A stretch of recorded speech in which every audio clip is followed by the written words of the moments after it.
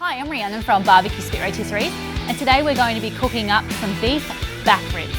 Now the rubs we're using today are the Flaming Coals Bovine Espresso rub and one of our favourites, Hardcore Carnivore Black. To get these ribs ready, all we need to do is remove the excess fat on the top layer, flip them over, remove the membrane off the back, and let's get rubbing.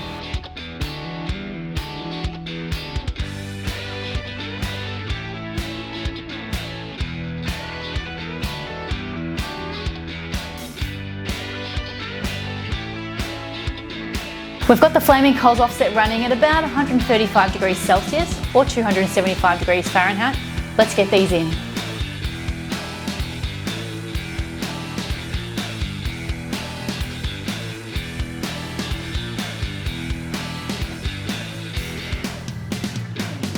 Today we're using apple juice to spritz these ribs.